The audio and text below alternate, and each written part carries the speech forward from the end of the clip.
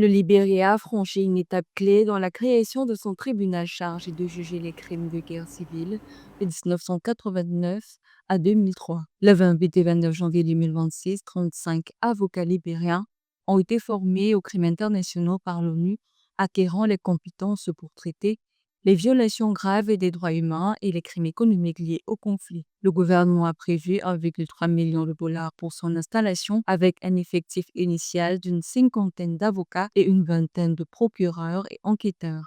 Cette juridiction doit également montrer que la réconciliation nationale ne peut réussir sans justice, selon l'exécutif libérien. On our symbol of democracy had forced us for the second year to meet. En symbole de démocratie, nous avons été obligés de nous rencontrer dans cette cour. Les travaux de remise en cause des personnes ayant commis ces atrocités sont encore en cours.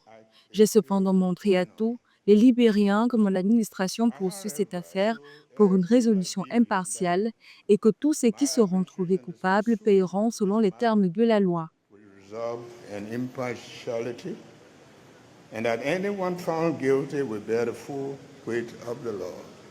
Le bureau chargé de la mise en place du tribunal a transmis son projet aux autorités exécutives et le président Joseph Boakai a confirmé son examen par le Parlement. Cette juridiction hybride, dotée d'un nombre défini de juges et de mesures de protection pour les témoins, marque un tournant dans la justice post-conflit au Libéria, avec les premiers procès attendus d'ici novembre 2027. We stand today at the defining Nous nous tenons à un moment décisif entre notre passé et notre futur. Le choix que nous faisons aujourd'hui déterminera si nous avançons ou reculons, si nous honorons ou trahissons l'espoir et la confiance qui nous ont été confiés. let us therefore commit Pour les survivants de guerre civile, cette cour incarne un espoir de réparation et un message clair contre l'impunité. Plus de 20 ans après les conflits de 1989 à 2003, ayant fait environ 250 000 morts, aucun responsable n'a encore été jugé.